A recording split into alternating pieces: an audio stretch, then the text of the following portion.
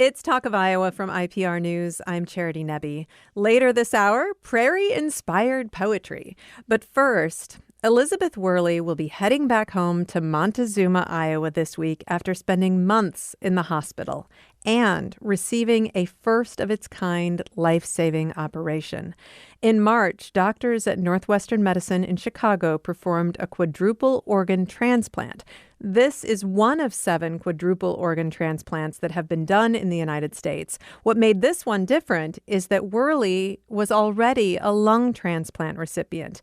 This was the first quadruple organ transplant that included retransplanted lungs, a situation that made the surgery even more complicated. Elizabeth Wehrle is doing well now, and in a few minutes I will talk with her, and later we'll bring Dr. Ankit Bharat into the conversation. Elizabeth, thank you so much for being here. Thank you for having me. And you have a long medical history. You were born with cystic fibrosis, and for those who aren't familiar, cystic fibrosis is a progressive genetic disease that causes persistent lung infections. It makes it harder and harder to breathe over time and causes a sticky buildup of mucus in the lungs, but also in the pancreas and other organs.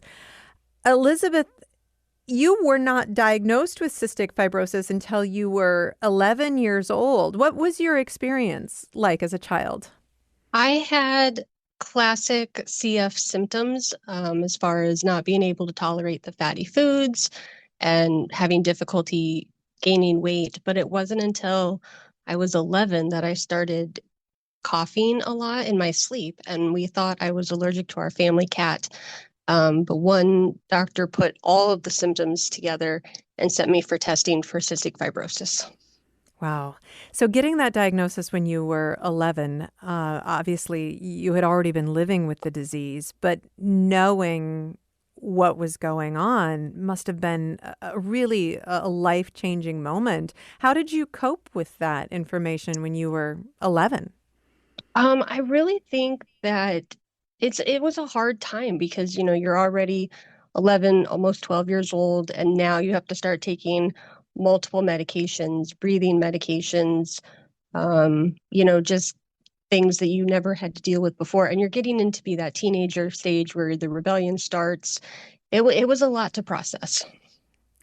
As you aged, every person with cystic fibrosis has a different experience. How did you experience the illness? What were the challenges that you faced as a teenager? My cystic fibrosis when I was younger mainly consisted of GI problems, the inability to digest the food, fatty foods, high fat content, yogurt, cheese, milk, things like that. But it wasn't until I was pregnant with my son in 2014 that it switched to being lung problems. Mm. And the fact that you are a mom, I mean, for many decades, that's something few women with cystic fibrosis got to experience. I can imagine that made the opportunity to become a mom in some ways even sweeter.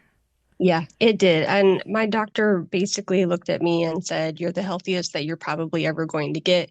If you would like to try to have a baby, this would be the time to do it." And I am blessed every day that I have my son. How did your health change after your son was born? My son was born January of 2015, and it progressively declined until December of 2015 when I had to go back into the hospital. And then following that, it was about every 5 to 6 months that I would have to go back in just for, my lungs couldn't keep up. I was having trouble breathing. June of 2017, I got put on oxygen full time. I was able to still be at home with him because he was not quite 3 at the time, but I was on oxygen full time. Eventually, you received a double lung transplant, which is something that, again, that many people who live with cystic fibrosis end up going through as the disease progresses. How did your first transplant go? It went well. I didn't exactly know what to expect.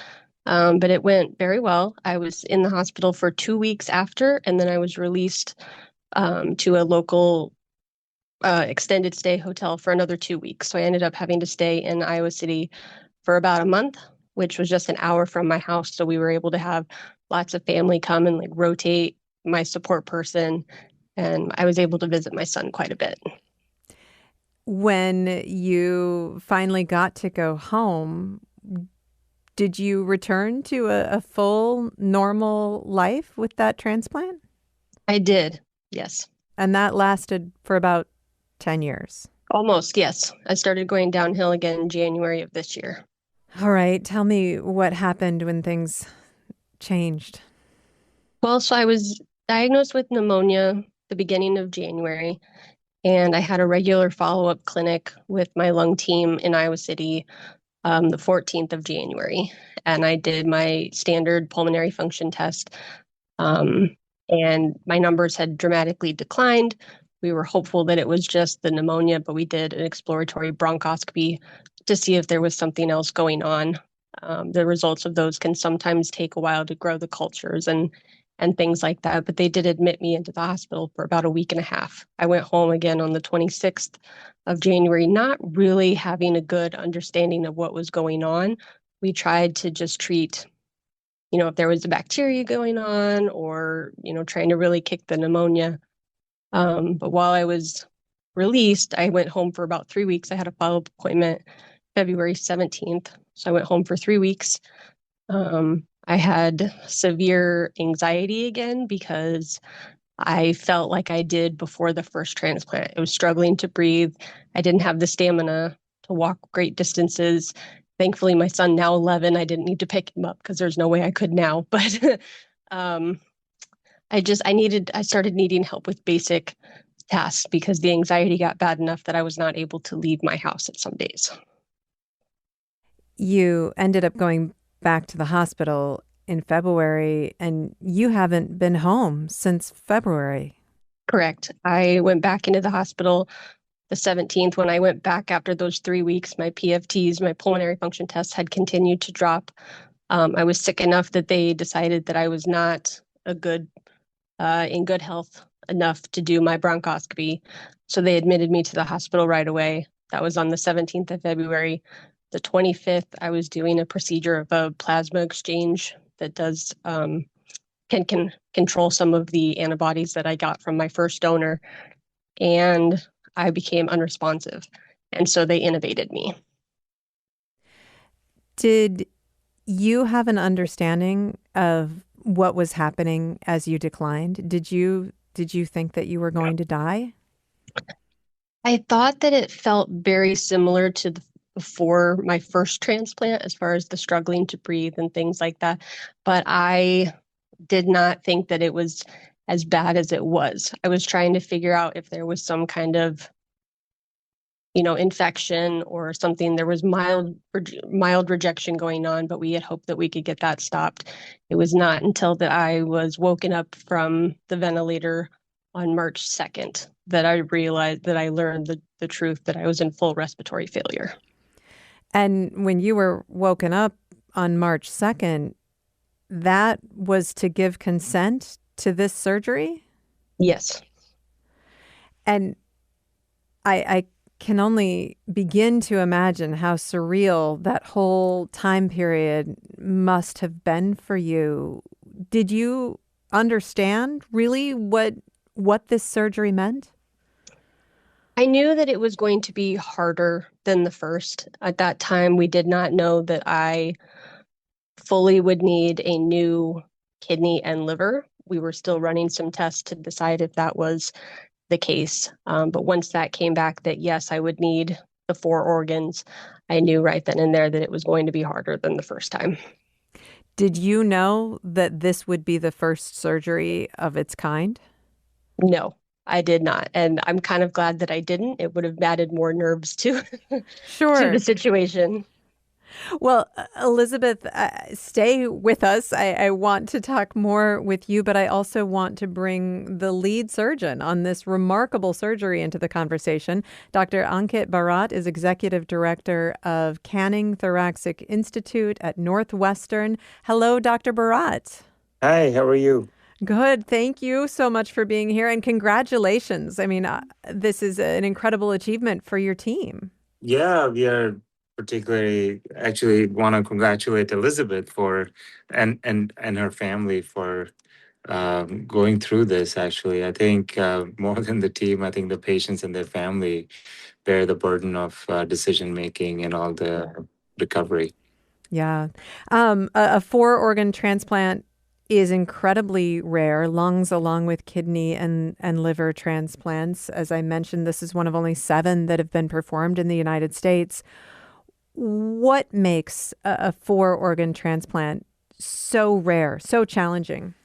Yeah, so that's there are many facets to that question. The first thing is, of course, a patient who has failure of multiple organs, a patient like that, or someone like Elizabeth, is critically ill.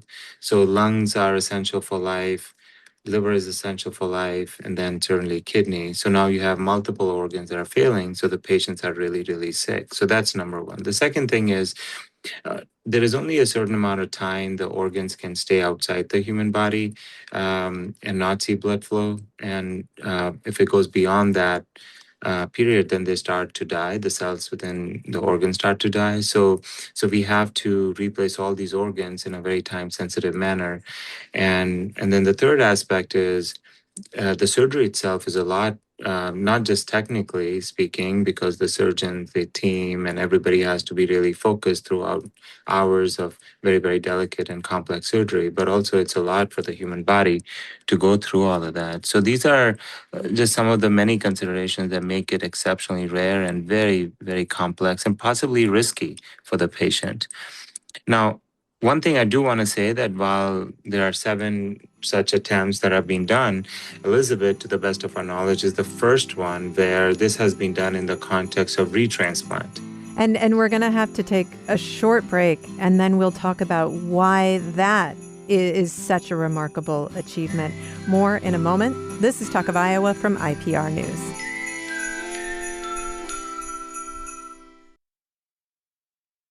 It's Talk of Iowa from IPR News. I'm Charity Nebbe.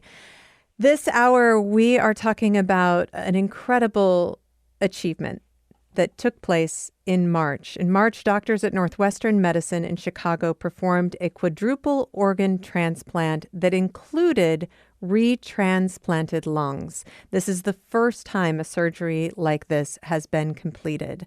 Elizabeth Wehrle is the recipient of this transplant. She'll be headed back home to Montezuma, Iowa this week after spending months in the hospital. She was born with cystic fibrosis. She received her first lung transplant about 10 years ago and survived this life-saving surgery and is just about to go home. Elizabeth Wehrle is with me, along with lead surgeon Dr. Ankit Bharat, who is the executive director of Canning Thoracic Institute at Northwestern. And just before the break, Dr. Bharat, we were talking about how unusual it is to have a four-organ transplant surgery. This is one of seven that have been done in the United States. Now, this surgery is the first of its kind because this surgery included retransplanted lungs. Let's focus on that. What makes a retransplant so challenging to perform a transplant again when someone has already received a transplant? Yeah, so in her case, in Elizabeth's case, she had a double lung transplant done before, and that unfortunately gave her some benefit for sure. But then unfortunately, she developed what we call chronic rejection, which happens in a very large percentage of lung transplant recipients within the first 5 to 10 years. And unfortunately, that's the reason why most lung transplant recipients long term will succumb to that and die. Why? What happens is lungs are the only organs that are exposed to the outside air, so they tend to be more susceptible to this rejection. And once this rejection happens, the lungs that are new lungs that are put in the body, they're now just so inflamed, and they get really stuck to everything around them: the heart, the ribs, the diaphragm, the airway. So it's become really difficult to carefully separate them out and then replace them again. So the technical aspect of that is really, really challenging. Help me understand this kind of rejection, because I think that for the layperson, the idea of organ rejection would be something that would be immediate. And some patients do experience acute rejection immediately after a transplant surgery. What would cause this chronic rejection to develop after almost a decade? Yeah, as you pointed out, there are two, broadly speaking, there are two categories of rejection. One is the acute that happens suddenly, and typically it doesn't affect, it can, but it typically does not affect the entire lung uniformly. It tends to happen early after transplant, but it can happen later on also. It's just the presentation is very sudden. Most of the time, those types of rejections are treatable by medications. Chronic rejection is more of a gradual smoldering process, which has many, many different mechanisms behind it. And as I mentioned, the lungs particularly are unique to this chronic, have uniquely faced this chronic rejection because they're exposed to the outside air. So what happens is when we breathe, we are taking in a lot of unintentionally breathing in lots of bugs, bacteria, fungus, pollution, just different types of contaminants in the air. So as a result of that, it causes the smoldering inflammation within the lungs, and then that triggers the immune system, and over many months or years, it can cause chronic damage and fibrosis. What made Elizabeth a good candidate for this first of its kind surgery? How did that happen? Yeah, so we weren't really looking at it from the context of whether she's a good candidate or not. We were presented a problem. She was young, she's a young mom, young family, and what we felt was how the question we were trying to ask ourselves is how can we get her from where she is, which was in ICU, terminally ill, to getting back to her family and getting back to a somewhat normal life. So now she had some things in her favor. She's young, of course. She had, had led a reasonably healthy life even after the first transplant. So that was in her favor. But we had done a lot of work in multi-organ transplant over the years, and we are just had some unique experiences with these very complicated retransplants and complicated lung diseases that gave us optimism that we can help her. You mentioned earlier that one of the things that makes a four-organ transplant so challenging is that the organs themselves begin to die. And this is a very long, complicated procedure. The retransplant makes it a longer, more complicated procedure. But there have been advances in technology that made it possible for you to keep these organs healthy during the procedure. What has changed? Yeah, so in her case, because she had this severe form of rejection, we had planned out the whole surgery. And so what we said was we're going to separate the surgery into two parts.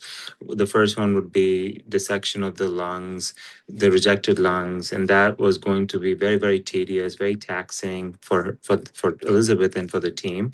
And the step two, we're going to actually do the quadruple transplant. And while we do the quadruple transplant, we're going to use innovative technologies, we call ex vivo perfusion to keep the organs alive outside the human body. So that will give us even more time and be able to do to be able to do these transplants safely without any time constraints. So that's how we approached it. So while we were in step one, we took her to the operating room. We separated the lungs, and then after a few days, we did the transplant. And while we were doing the lungs, the liver was supported on the perfusion machine, and the kidneys were too.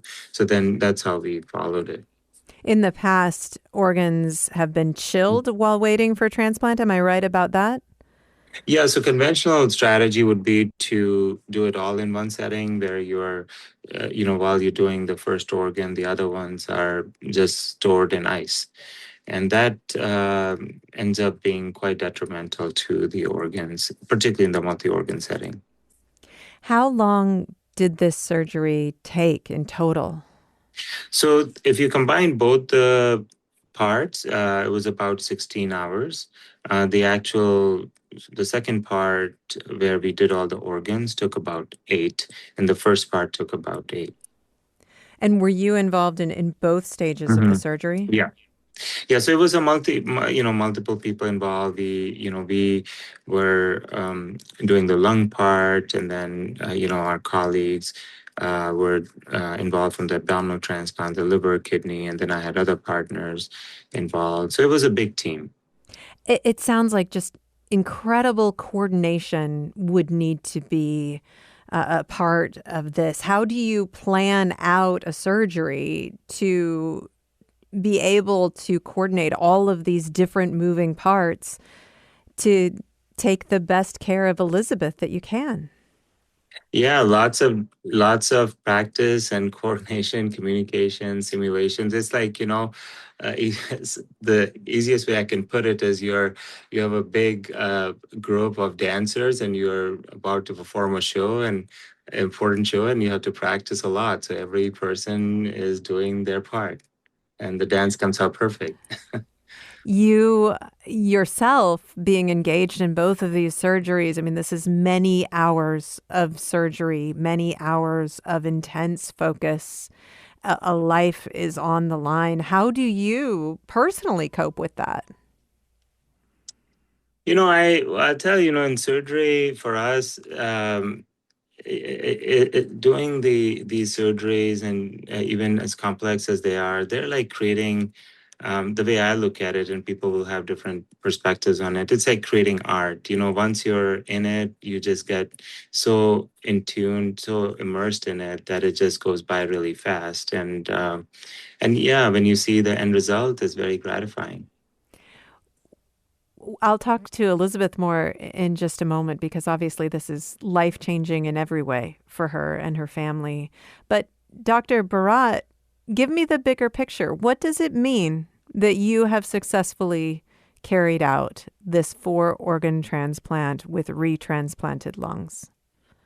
Well, I think the biggest thing, the way I look at it is, we often talk about transplant in the primary setting. So patients get transplant, and then after that, that's where the story ends. But I think we need to still start talking about options for patients as more and more people are getting transplant.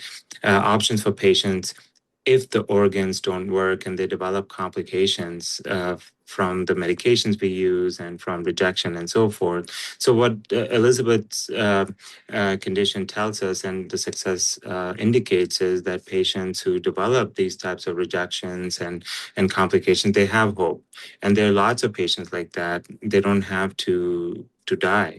So that's the most important message to me, and the how well she's done. I think it gives us a high level of optimism that we can help many patients in the future. What is Elizabeth's prognosis looking into the future? I know that you can't know everything, but once again, she's breathing with transplanted lungs. She's interacting with air and bacteria and viruses and all of these elements again. So, people say that the past success is not a predictor of future success, but I think it thing applies to failure. So the past failure is, in my view, not a predictor of future failure. The fact that she's done so well within a few weeks, she's got stronger, and she's not demonstrated any problems with rejection so far in the organ. So I'm very, very optimistic about how she's going to do in the future. But of course, we're going to have to monitor her very closely. And look, we are here. If it ever comes to needing another transplant, God forbid she gets rejected, then we are here for her. Elizabeth, you have been in the hospital since February. You received this transplant surgery in March, and you have had months of recuperation. You recently have been building your strength, walking, regaining muscle mass. How are you feeling now? I am feeling great. I feel like I'm back to my normal before I got sick. I'm excited to go home and resume, normal life activities. Your son is 12 years old now. 11. 11. Okay, Yep. 11 years old.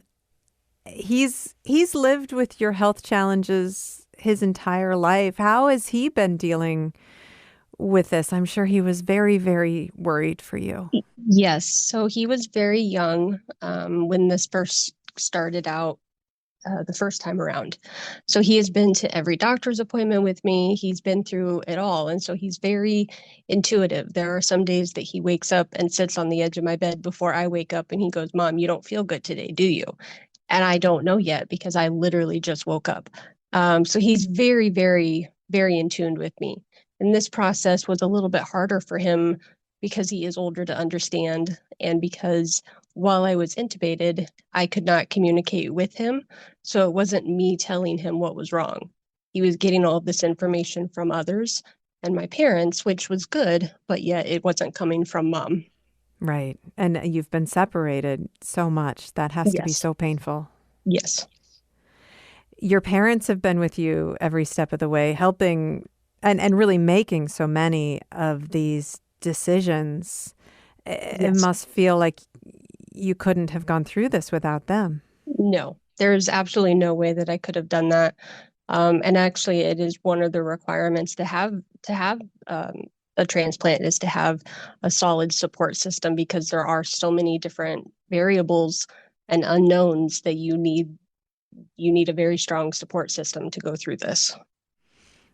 We talked earlier about the fact that when you consented to this surgery, you did not know that it was the first of its kind. How do you feel now? You have survived it. You are doing well. You are on the verge of going home. But to know that you experienced the first surgery of this kind. It is remarkable to learn. I don't even know. I don't have words for it. I did what I needed to do to get back to my son. As you have been recovering, can you give me an idea of what that process? I know you've been working really hard. What has that process been like? When I was released from the hospital and then also rehab, I was still partially in a wheelchair. I needed a shower chair to just bathe. I needed a stool riser because I was not strong enough to get up and down off of the stool. I still need, well, I've just been cleared now, but I need 3 months of 24-hour support. So my parents have done that for me. They've cooked, they've done laundry, they've done everything. They've helped me out of bed when I couldn't use my arms. Yeah, it's been a process, and I had to very slowly learn how to re-walk or learn to walk again, because after months of laying in the hospital, hooked up to all these machines, you lose so much of that, and so you have to relearn things. You're on the cusp of going home. What's the first thing you want to do when you get home? I'm gonna hug my son, and then I'm gonna pet my cats, because I left my house in February, not intending to, be gone this long, and I'm going to sleep in my own bed and it's going to be amazing. Oh my gosh, I'm so happy for you. And Dr. Bharat, what does it feel like to listen to Elizabeth and know that you've been part of giving her this new lease on life? Well, I feel very inspired because not just listening to her, but how determined she is. She's been walking and running a bit, 4 to 5 miles, and even after a quadruple transplant. So, her spirit and the spirit of her family has been really inspiring to all of us in the team. Well, both of you are incredibly inspiring, and the team and the family. I'm in awe of what all of you have accomplished together. Thank you so much for talking with me today. Thank you for having us. Thank you. In March, Elizabeth Wehrle received a quadruple organ transplant that included retransplanted lungs, the first surgery of its kind. She will head back home to Montezuma on Friday. Dr. Ankit Bharat was the lead surgeon in this surgery. He is the executive director of Canning Thoracic Institute at Northwestern. This is Talk of Iowa from IPR News.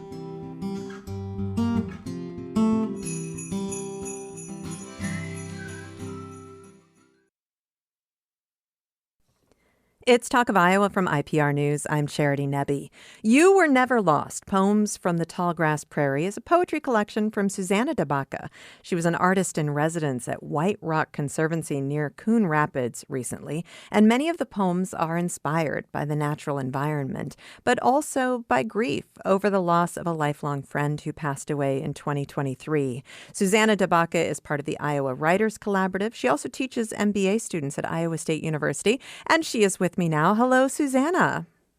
Hello and good morning. Thank you so much for being here. And a lot of the poetry in this collection is inspired by the time you spent at the White Rock Conservancy. When were you there? I was there exactly 1 year ago, July of last year.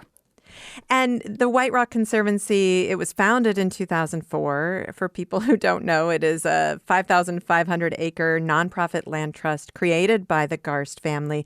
This is a family and a place that you are deeply connected to. Tell me about that connection. Well, the youngest Garst sister was one of my closest friends from the age of 7, and so I grew up around White Rock Conservancy before it was called White Rock Conservancy, and we used to hike and play and inner tube down the Middle Raccoon River, and spent decades really going to that wonderful, wonderful, stunning place.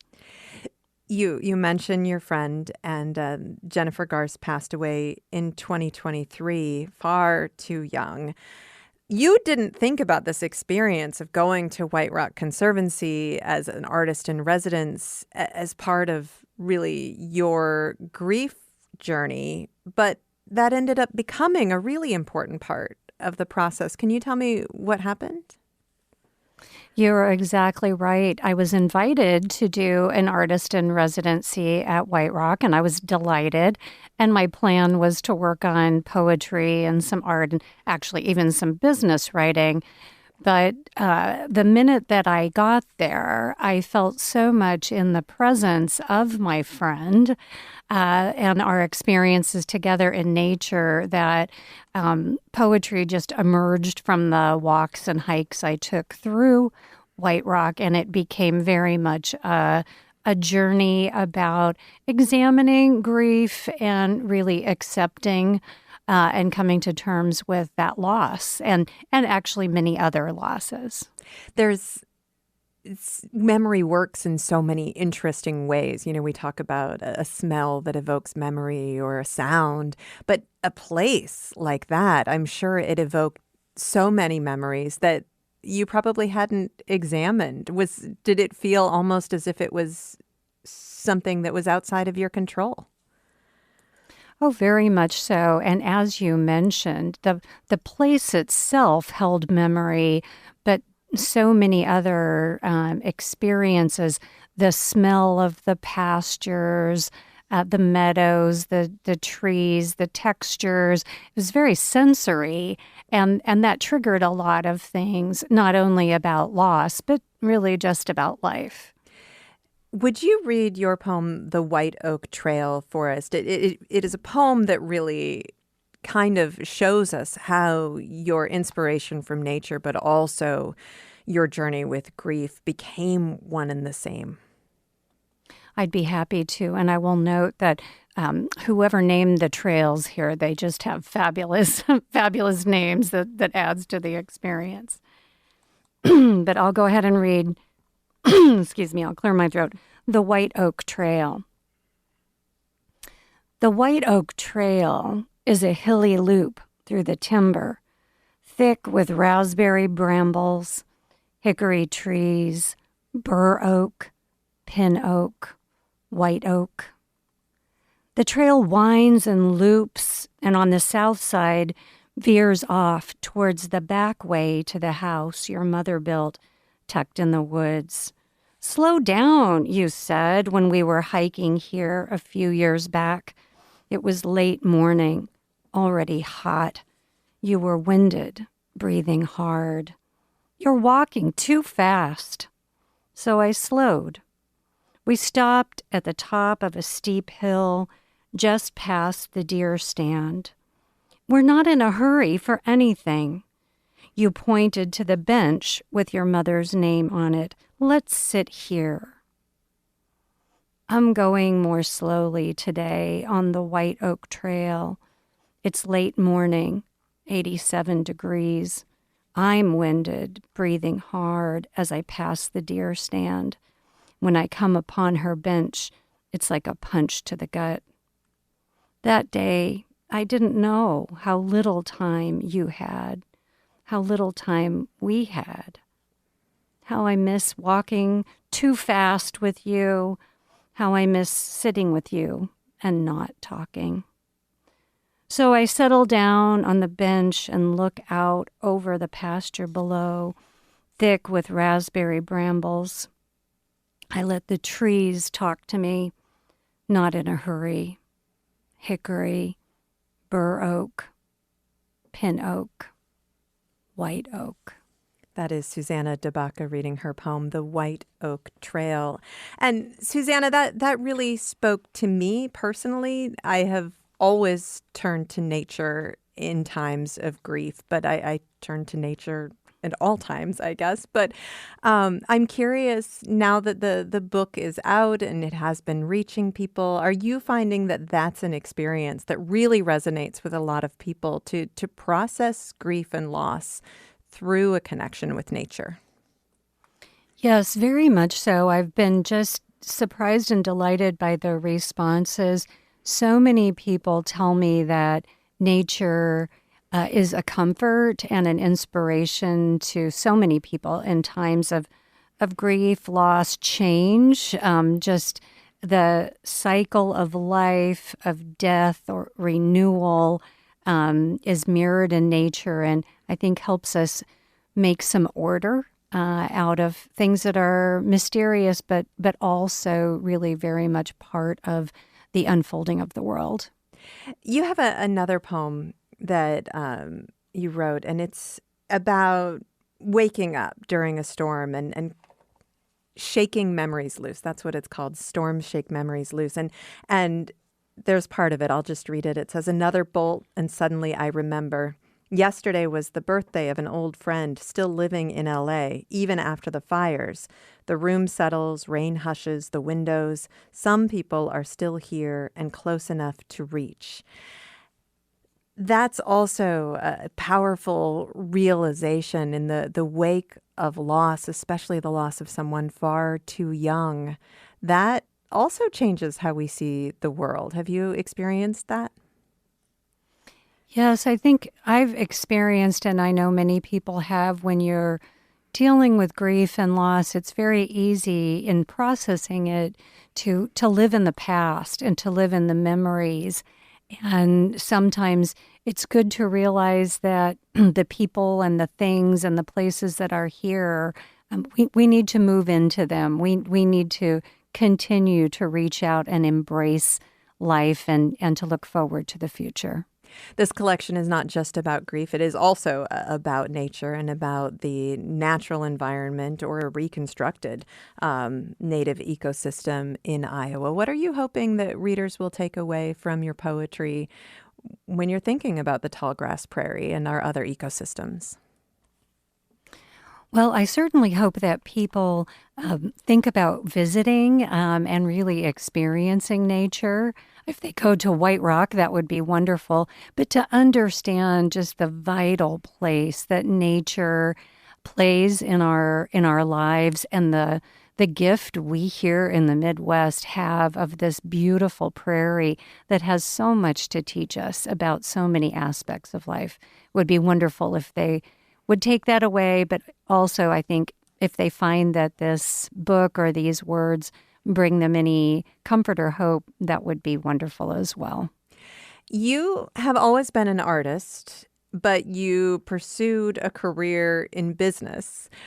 Tell me about this dichotomy in your life. Well, yes, I started out as actually an art major and a writer, and then I had a long business career, wrote all along the way. So I'm a lifelong writer and artist. But about, I'd say 7 years ago, the real creative side of me, it just really started yelling at me to let it out. And that's when I said, it's time to get the poetry out of the drawer. But I had struggled for a long time with saying, well, I can be all these things. And I've really enjoyed understanding that a person can be a lot of dichotomies. And I feel very comfortable being an artist, a writer, a business person. You know, all these parts of identity are important and probably critical for a person to really, truly fulfill their gifts and be happy in life. Did it feel like art was something that you couldn't deny? I'm sure there were many times in your life that you were too busy to really engage as an artist. Yeah, I think that there were times when I was busy, or I felt like, well, will people take me seriously in business if I'm, writing crazy poetry? And then after a while, I thought it doesn't matter. And in fact, I've been delighted how many people have said, it's actually inspiring to see somebody be all these things, and understanding the creativity and imagination that actually does go into business. It's not as separate as one might think. When did you start writing poetry? Well, my mother says I started writing poetry when I was 4. And so I have been writing poetry all my life. I would write poetry during business school even, but I really started submitting poetry and publishing in 2018-19. So this is that expression, really the public expression of your poetry, has been a relatively recent thing for you. How is it different to write poetry as opposed to writing poetry that you are putting out in the world and sharing? At first, it felt very scary because I think it takes a certain amount of vulnerability to put creative work out for others to see and judge versus it being a private thing. And I mean, the first question is it actually good enough? And then, will this resonate or does it matter? To get reinforcement and to have people writing me emails, people that I don't even know, telling me that these words spoke to them, then it just continued to give me confidence to put it out there and to say, well, whatever it is that I'm feeling and thinking, maybe it will resonate with somebody, and it's important. It's important to show your art and to share your art with other people. I mentioned that you're part of the Iowa Writers Collaborative, which is really a growing community in Iowa, and it has been part of you making a lot of connections with other writers, other artists, other people doing different kinds of things. Tell me about that community and what it's meant to you at this point in your life, really, to find that. The Iowa Writers Collaborative, founded by Julie Gamick and some other just incredibly talented writers early on, has been a gift to me. Originally, Julie approached me about doing business writing. And I said, well, I was running a business publications corporation at the time. I said, I think that might be a conflict of interest. So how about poetry? And she said, you write poetry. That group has provided so much support and affirmation, as well as access. I've appreciated them. I have benefited from discovering so many wonderful Iowa writers, enjoying and being inspired by their work. So it's really been a terrific experience for me. And I would tell anybody, please check out the Iowa Writers Collaborative Roundup every Saturday. Support these writers. Some of them are very serious journalists, which we need. Some are creative writers. Some are Iowans living outside of Iowa who have been very successful and are lending their voices. What do you think having a creative outlet has done for you? I mean, now that you've gone through this process and you've been publishing your poems and sharing your poems and really receiving a lot of positive feedback, but what do you think that not the response, but the act of writing, the act of creation, what do you think it does for you? I think for me, the act of writing poetry, short stories, creative writing, or art is very much a spiritual endeavor. I know it doesn't necessarily feel like it at the moment, but I really truly feel like when we use whatever gifts or lean into the things that sort of put us into a flow state, it's a very different kind of connection with something larger, whatever you choose to call it or feel about it. But I find it incredibly fulfilling, calming, and then of course people's reactions to it is very interesting and often very satisfying. Do you have advice for people who feel like maybe they have been denying a part of themselves as they go through the business of life and, you know, paying the mortgage and keeping things in line? I think if you are called to do something creative or do something different, you really need to listen to that and embrace it. Don't judge yourself. It's okay. One of the things I love the most about doing creative work is when I'm writing a poem, I'm not focusing on will other people like it? Can I get it published? I'm just writing it. It doesn't have to be perfect. When I'm doing a painting, I might paint over it, right? The process is the point. And in a way, that's sort of the point of the book, right? That the path is the path. It's not about having to do something perfect. So get out there and listen to your creative side or that part of you that wanted to hike a trail or go someplace and let yourself experience that part of yourself. Suzanna de Baca, thank you so much for talking with me. Thank you so much. Have a wonderful day. Suzanna de Baca, her poetry collection is You Were Never Lost, Poems from the Tallgrass Prairie. She is a part of the Iowa Writers Collaborative, writing dispatches from the heartland and leadership outside the box. Talk of Iowa is a production of IPR News. Our producers are Danny Gear, Samantha McIntosh, and Caitlin Troutman. We had technical support today from Steve Cooper and Nev Kelly. I'm Charity Nebbe. This is Talk of Iowa.